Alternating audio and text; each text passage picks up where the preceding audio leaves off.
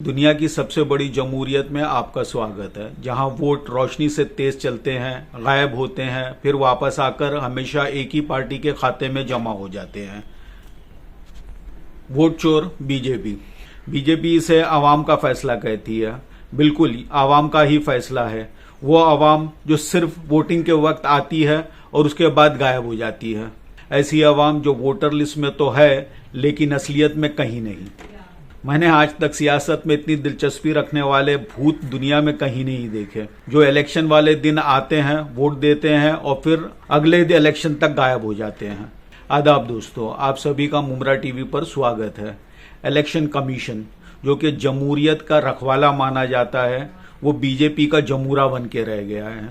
ये कैसी जमहूरियत है जहां रेफरी एक टीम को कुछ नहीं कहता और दूसरी टीम को बिना गलती के सजा देते रहता है। जब भी कोई रिगिंग की बात करता है तो इनका डायलॉग एक ही होता है, ऐसा कुछ नहीं हुआ। इनके इनकार इतने वाहियात और बेहुदा होते हैं कि हिंदी फिल्म इंडस्ट्री के डायलॉग लिखने वाले भी परेशान हो जाएंगे। ये उस पाकिटमार की तरह है जो किसी की पॉकेट में हाथ डाले हुए पकड़ा गया हो और कह रहा हो कि मैं बेगुनाह हूं।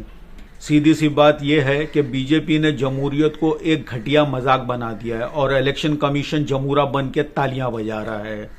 तमाम अपोजिशन, खास तौर पे कांग्रेस और राहुल गांधी से ये उम्मीद की जाती है कि वो अपनी पूरी ताकत और सब्र के साथ इस सर्कस का मुकाबला करें। इस बात को ध्यान में रखते हुए कि हमारे पॉलिटिकल सिस्टम में हिंदुस्तान की सड़कों से ज्यादा खड्डे हैं। इन लोगों की यकजहती और जिद के बिना इलेक्शन कमीशन और बीजेपी दोनों सजा से बच जाएंगे। और अगर ऐसा हुआ तो ये इलेक्शन का नाटक खत्म कर देना चाहिए। आज इंडिया को बैलेट बॉक्स की जरूरत नहीं है, एक मदारी की टोपी ही काफी है, क्योंकि जमहूरियत यहाँ खामोशी से नहीं मर रही बल्कि स्टेज पर दो टुकड़े हो रही है और ऑडियंस तालियां बजा रही है जैसे कि सब ठीक है। तो अपोजिशन के नाम एक पैगाम, चिल्लाते रहो, लड़ते रहो और इन धोखेबाजों की तख्तों को हिलाते रहो, क्योंकि अगर तुम रुक गए तो जमहूरियत के इस तमाशे को हकीकत बना दिया जाएगा। लेकिन हिंदुस्तान की आवाम इन धोखेबाज मदारियों से बेहतर सियासतदान डिजर्व करती है।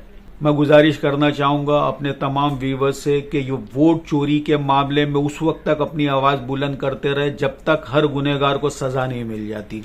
और याद रखें, आपके साथ साथ हम भी अपनी आवाजों को उस वक्त तक बुलंद करते रहेंगे जब तक हर कोई इसे अच्छे से सुन ना ले। अलविदा।